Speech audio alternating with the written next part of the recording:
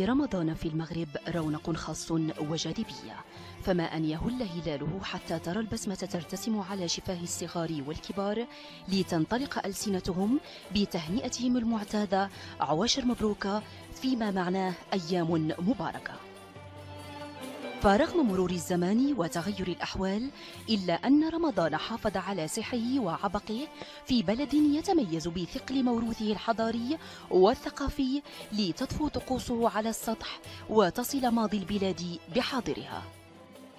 طقوس تبدأ قبل أيام معدودات من الشهر الفضيل، حينما تعلن حالة الاستنفار القصوى داخل البيوت المغربية استعدادا لأجواء الصيام وتحضيراته، بالتهافت على الأسواق الشعبية التي تعبق بروائح التوابل والحلويات والتمور والفطائر المغربية المختلفة. أما المائدة المغربية الرمضانية فنجدها مليئة بأصناف المأكولات، إلا أن شوربة الحريرة تبقى سيدة المائدة برفقة حلوى الشباكية، إلى جانب أطعمة أخرى كالتمر وفطائر البغرير والمسمن.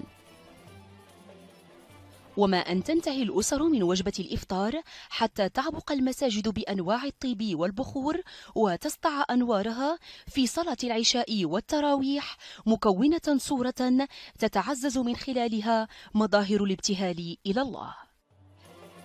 وتتجلى الطقوس الرمضانية المغربية أيضا في الدروس الحسنية الرمضانية التي يترأسها العاهل المغربي محمد السادس، بمشاركة كوكبة من العلماء والمشايخ والدعاة ومناقشة قضايا الأمة العربية بهدف توعية وبناء شخصية المسلم المعتدل.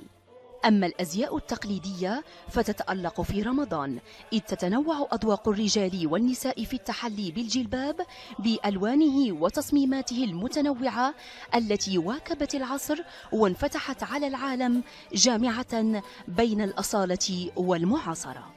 زينب خرفاتي، العربية.